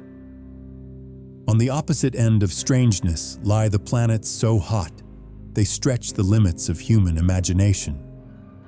Among them, the most striking are the hot Jupiters, giant gas planets that orbit so close to their stars that they complete a full year in just a few days. One of the most dramatic examples is WASP 76b, a world whose dayside temperatures reach around 2,500 degrees Celsius, hot enough not just to melt iron, but to vaporize it. That superheated iron vapor is swept away by fierce winds toward the cooler night side, where temperatures drop by about 1,500 degrees Celsius. There, the vapor condenses and falls as metallic rain. Picture it, glowing iron droplets falling through an endless night sky. Even the idea alone reveals just how daring the universe can be in its designs. If hot Jupiters blend gas and metal into surreal sights, then the hot super-Earths are where stone and fire dance without rest. One of the most well-known is 55 Cancri a super-Earth orbiting so close to its star that it reaches about 2,300 degrees Celsius. Its surface may not be solid ground at all, but a vast, churning ocean of magma, glowing red and gold like a sea of living fire. Seen from space, it would shine with shifting colors, like a tiny, flattened sun. Scientists have even proposed that this planet contains so much carbon that its interior might hold a massive reserve of diamond. Though the idea remains debated, the image of a world lined with diamond is still a beautiful, shimmering thought, like a dreamy note in the universe's ever-expanding symphony. But to balance all that heat, the universe is just as generous in creating places of profound cold. Out there are giant ice worlds, planets so far from their stars that sunlight fades to a thin, pale whisper. Temperatures can drop so low that methane freezes into ice, layering the atmosphere with clouds and mists of luminous blue. These are frozen planets, where the sky might glow a soft violet, and where winds glide through glassy blue clouds. Some resemble the cold gas giants in our own solar system, but many others are entirely different. Worlds with atmospheric structures and inner layers so unusual that they force us to pause and wonder.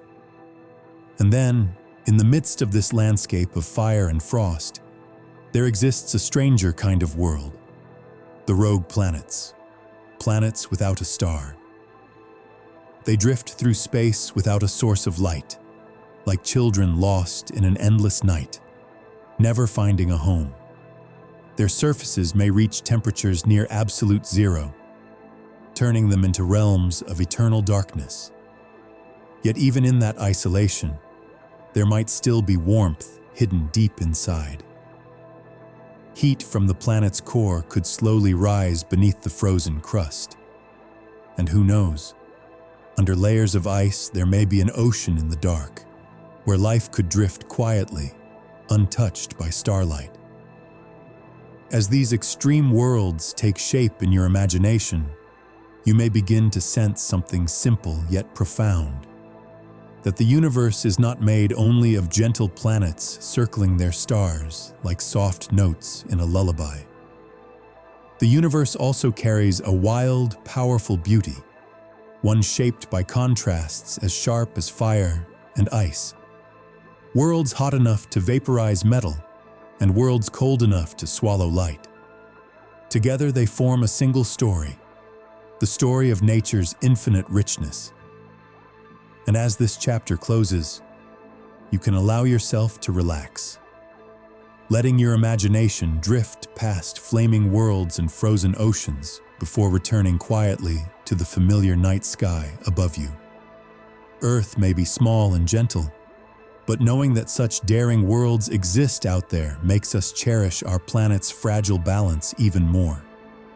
And at the same time, it sparks a quiet hope that if the universe can be this endlessly creative, then somewhere between fire and ice, there may be places warm enough for life to bloom in ways we've never dreamed of. As the extreme worlds of red fire and blue ice linger in your imagination, you may feel that the universe has never stayed within familiar limits. Those burning planets, those oceans of magma, those deep, sapphire-colored realms of ice, they are only the surface of a far greater picture. And when we step beyond that boundary, we begin to see worlds not just harsh, but mysterious. So mysterious that the mind feels as if it's drifting in an endless dream. From here, the story slows, drifting like a river of stars, leading you towards scenes that feel both alien and strangely comforting. Places where light and shadow perform dances that follow no pattern known on Earth. And from that stillness, the next chapter opens like a quiet gateway to the universe's most enigmatic realms. Worlds where two suns may rise, where night lasts forever, or where planets drift alone through the galaxy with no home to return to. Among the strangest worlds science has ever discovered, perhaps nothing leaves a deeper impression than a planet with two suns. When people hear this, they often imagine instantly the iconic scenes from films. Someone standing on a dune, watching two suns set together beyond the horizon.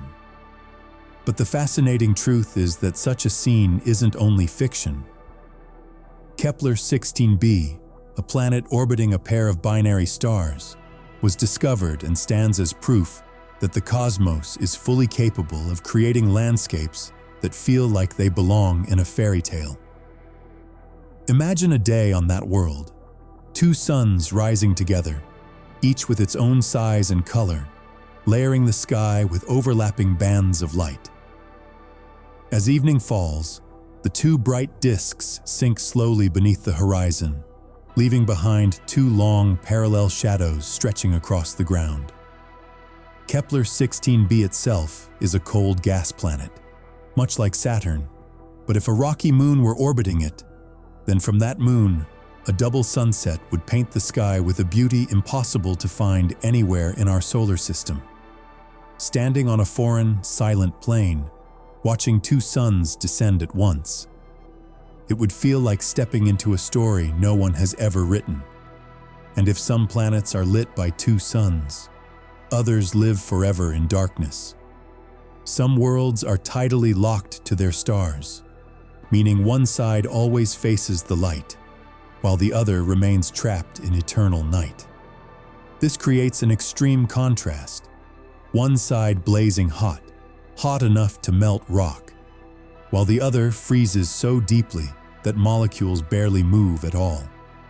Yet right between these two extremes, where light only brushes gently across the surface and darkness slowly retreats, lies a twilight zone where temperatures are more forgiving, where an atmosphere could remain stable. If life is ever found on a world like this, it may very well be in that fragile band of twilight, where day and night weave together in a delicate balance. Even more extreme are the worlds that have no sun at all. Rogue planets. Planets flung from their star systems, or born without a star to begin with, drift through absolute darkness. They wander the Milky Way like solitary spirits, unbound by orbits, silent and alone. If you stood on the surface of one of these planets, you would never see sunrise or sunset, never see a blue sky or a moonlit night, only endless darkness and a stillness so deep it feels almost sacred. Yet even in that darkness, life is not impossible. Some rogue planets may retain heat from their molten cores or from radioactive decay, creating hidden oceans beneath thick layers of ice. In those buried oceans, untouched by starlight for billions of years, simple, resilient forms of life might be waiting patiently for their chance to be discovered. The universe has countless other ways of surprising us. Some planets are wrapped in atmospheres rich in silicates, causing rain to fall as liquid glass. A striking example is HD 189733b, a world where winds roar at supersonic speeds, carrying clouds of tiny blue glass droplets, creating storms as terrifying as they are beautiful. Picture a deep, shadowed sky where violent winds swirl with shards of liquid glass, each droplet sharp as a splinter, each one glistening like a tiny spinning star. And if that isn't strange enough, on some massive ice giants, intense pressure deep within can turn methane into diamond, sending sparkling crystals tumbling downward in shimmering diamond rain. There may be no place beyond the universe capable of creating a scene so quietly romantic. Brilliant showers of diamond falling into the hidden depths of a distant world. All of this, two suns, eternal darkness, rogue planets, glass storms, diamond rain, stands as a testament to the universe's boundless imagination. Every extreme planet is a story written in physics, in aerodynamics, in time and solitude. These worlds aren't meant for human life, yet they reveal something far more important. The universe never stops creating, never stops expanding the boundaries of what can exist. As this chapter comes to a close, you may feel as though you've wandered through a forest of strange dreams. Each world with its own flavor, each planet with its own story. And though these places are inhospitable to the life we know, their very existence makes the cosmic tapestry richer, more vibrant, as if nature is whispering that human imagination, no matter how vast, has only brushed against the outer edge of reality's immense horizon. As the images of those mysterious worlds drift like bands of shifting light and shadow across your mind, a tender feeling begins to rise. Even though the universe is vast and filled with wonders far beyond human understanding, one quiet question has followed us since the very beginning, and that question has nothing to do with glass rain, double sunsets, or planets wandering alone in the dark. It revolves around something far more familiar. Because whenever we gaze out toward those distant alien lands, the foundation of our curiosity gently leads us back to our tiny home, where the sky is blue, where liquid water flows, where life breathes, and where nature's rhythms unfold softly. From the contrast between the strange worlds of the previous chapter, a new thread of thought opens up, one shaped by the delicate longing of humanity. Among all the planets out there, could any of them be like Earth? For thousands of years, people have looked up at the night sky and wondered if there might be another place where a warm atmosphere wraps around a world, where liquid water forms rivers and seas, where life could breathe and grow just as it does here at home. That question existed long before telescopes, long before we understood that the points of light above us were suns separated by millions of years of travel for light itself. Now, as science expands the borders of our knowledge, that ancient question remains unchanged, only stronger, more insistent. Could we ever find a second Earth? To search for that answer, scientists look for small rocky planets orbiting distant stars, especially those that lie within the habitable zone, where it's not too hot for all water to evaporate, and not too cold for it to freeze forever. That zone is often called the Goldilocks zone, like in the old fairy tale. Not too hot, not too cold, just right for life to begin. Imagine a thin ring of perfect warmth wrapped around a star, a gentle band of golden light where any rocky planet drifting into it could hold oceans on its surface. Finding a planet within this region is like finding a hidden pearl in the sky, an invitation, however faint, for Earth-like life to take root. But not every planet in the Goldilocks zone is Earth-like. A planet must be roughly Earth-sized to hold a moderate atmosphere.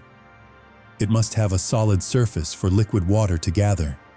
It must orbit a calm, stable star, not one that scorches or erupts with violent radiation. And it must maintain a steady orbit to keep temperatures stable over long spans of time. All these conditions are like tiny puzzle pieces, and only when they fit together just right can a planet become a cradle for life. This is why the search for a second Earth isn't about finding a beautiful world. It's about finding a world that carries the rare, delicate balance nature seldom creates. To follow the faint trails of such worlds, astronomers have developed remarkably creative methods of observation. One of the most effective is the transit method, watching a star's light and noticing when it dims just slightly, signaling that a small planet has passed in front of it. Each repeated dip in brightness is a quiet confirmation that a planet continues its steady orbit around its star. Another method is radial velocity, measuring the tiny wobbles of a star caused by the gravitational pull of an orbiting planet. Like listening for the distant, gentle tremble of a stringed instrument being tugged by an unseen hand. Every signal, every wobble, every faint flicker becomes a whisper of a new world. To make this cosmic quest possible, telescopes across the Earth and beyond have joined the search. The Kepler Space Telescope spent years scanning hundreds of thousands of stars, discovering thousands of exoplanets, and ushering in a new era of astronomy. After Kepler came TESS, designed to hunt for closer and smaller planets, while Hubble and Spitzer analyzed the atmospheres of distant worlds. And now, the James Webb Space Telescope, with sensitivity unlike anything before it, can peer through the atmospheres of planets dozens of light-years away, detecting hints of water vapor, methane, carbon dioxide, or even oxygen. Each trace, however faint, carries with it the promise that a second Earth, or at least a world capable of supporting life, may be hiding somewhere among the billions of stars. Though no planet has yet been confirmed as a perfect twin of Earth, the journey remains full of hope. Because the appearance of life doesn't depend on a single lucky planet. It depends on the enormity of the cosmos itself. The Milky Way alone holds hundreds of billions of stars, and each star could host one or many planets. In such a vast ocean of worlds, the possibility that at least one meets the right conditions becomes a hope worth believing in. If the extreme planets of the previous chapter reveal the universe's abundance, then the existence of the Goldilocks zone reveals nature's quiet elegance, its ability to craft harmony where chaos seems far more likely. And as you let yourself drift along that train of thought, a softness spreads through you. Perhaps right now, somewhere under the same cosmic sky, Someone in a distant world is wondering whether they too are alone. Perhaps they are looking toward our sun and wondering whether life might exist on a small blue planet. That thought doesn't just make the universe feel less lonely. It also carries a gentle hope that in a cosmos so vast, nothing is ever truly out of reach. As the idea of searching for a second Earth lingers in your mind, like the fading echo of a soft, calming melody, you may begin to feel that this quest is not just a dream, but a journey that has quietly unfolded over many years of patient observation. For once, humanity realized that the universe might hold rocky planets within their stars' habitable zones. A natural question followed. Have we found any such worlds yet? And if we have, what are they like? From the gentle hope of the previous chapter, the story shifts into a smooth new rhythm toward the discoveries that have shaped the way we look at the night sky. The Earth-like exoplanets that science has truly found. One of the most important milestones was Kepler 186f, discovered in 2014. It was the first Earth-sized planet found within the habitable zone of another star. Its star is a small, dim, and cooler red dwarf, yet the planet still receives enough light to potentially host liquid water on its surface. Kepler 186f is only slightly larger than Earth, receiving an amount of light near the outer edge of its habitable zone. That gives it a beautifully poetic image, a world like Earth at eternal dusk, where the sky might glow with a gentle reddish hue from a small sun resting low in the distance. The discovery of Kepler 186f felt like opening the very first door, proof that Earth-like planets are not only the stuff of imagination, but truly exist in the vastness of the cosmos. Soon after, in 2015, another discovery captured the world's attention. Kepler 452b, often called Earth 2.0 or Earth's cousin, it orbits a star strikingly similar to our Sun.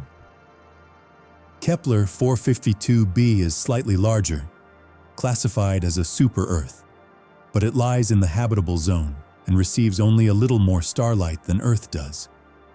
Even its orbital period is close to home, about 385 days, echoing our familiar 365-day year. These similarities made Kepler 452b one of the most promising candidates for a world with water, clouds, and a mild climate. Though we still don't know what its surface looks like, the simple fact that it circles a near twin of the Sun is enough for the human imagination to rise and ripple like a gentle tide. Then, in 2017, came a discovery that left the scientific community momentarily breathless. The TRAPPIST-1 system. A tiny ultra-cool dwarf star, only about 1/12 the size of the Sun, was found to host 7 Earth-sized planets. 3 of them, TRAPPIST-1e, TRAPPIST-1f, and TRAPPIST-1g, lie within the habitable zone, capable of holding liquid water. Imagine a sky on TRAPPIST-1e, where the neighboring sister planets appear as enormous moons hanging close and bright, glowing softly against the deep violet sky of a cool dwarf star. These planets are so close to one another that from the surface of one world, you could see the others as clearly as we see our moon. TRAPPIST-1e in particular is considered the most Earth-like, nearly Earth-sized, receiving the right amount of radiation and potentially hosting oceans and a stable climate. The existence of TRAPPIST-1 suggests something important. If a tiny star can cradle 7 rocky planets, then the other stars across the universe may be even more generous than we ever imagined. And not all promising worlds lie dozens or hundreds of light years away. Even the nearest star hosts a remarkable candidate.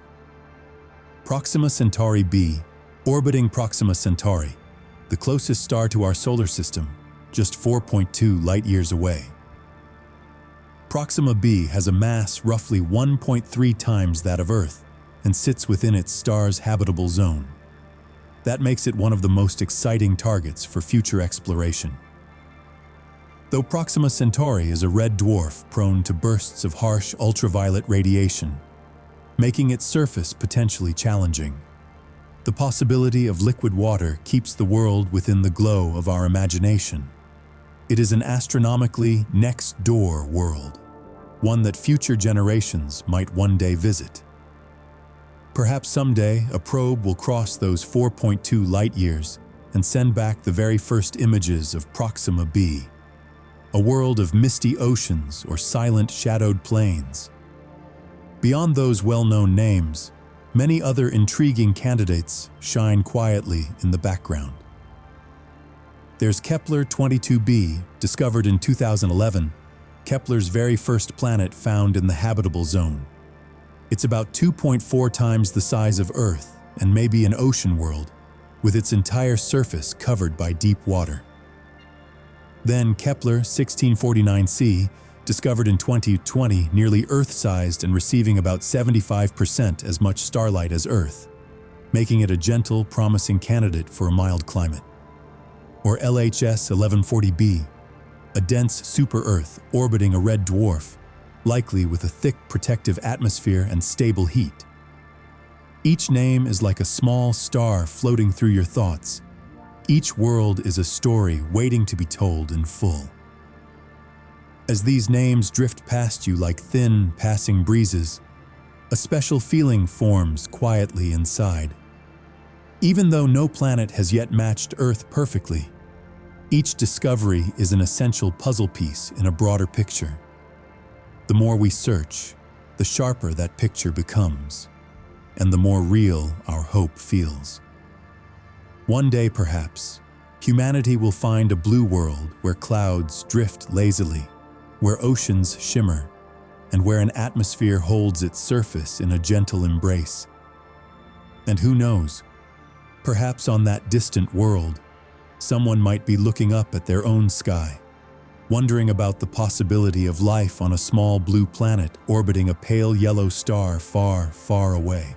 As names like Kepler 186f, Kepler 452b, TRAPPIST-1e, and Proxima b drift gently through your mind, like distant points of light fading at the edge of a quiet sunset. You may feel something warm unfolding inside you. Throughout this journey, we haven't only visited distant worlds. We've brushed against a quiet, persistent hope that has lived within humanity for ages. And as that feeling softens, the story shifts once more, gently, like a river of stars flowing into the stillest part of the night. This is the time to return, to close the long voyage that has carried you through all 18 parts, and to let your thoughts drift softly back to the present, while still holding the lingering glow of distant planets and the beautiful dreams they awakened. From this point of return, the final chapter opens, as soothing as the last exhale after a long, wondrous journey.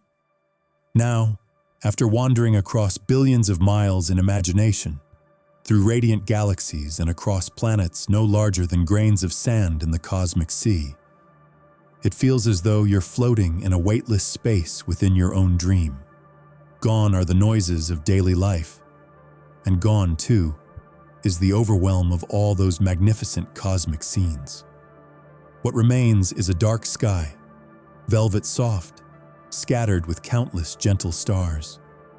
It feels like drifting through a still ocean, where every star is a tiny lantern hanging in the quiet, casting its soft glow onto your thoughts. In this quiet moment, the story softly recalls the long path you've traveled, a journey that began at the dawn of the universe, when the Big Bang opened space, time, and the first particles. We watched as the blazing universe cooled, allowing light elements to form within the primordial soup of the cosmos. From there, the first light slipped through the heavy cosmic fog, clearing the way for the first stars to be born.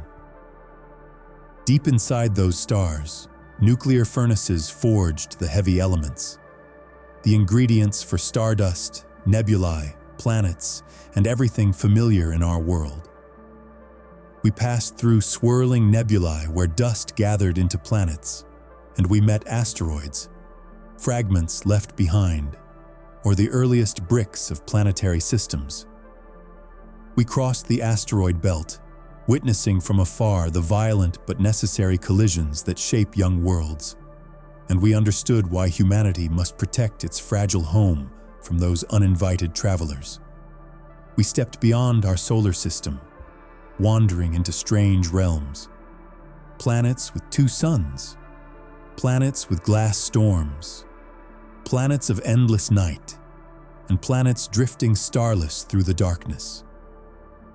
And finally, we entered the search for other Earths, small rocky worlds in habitable zones, places where life might one day take root.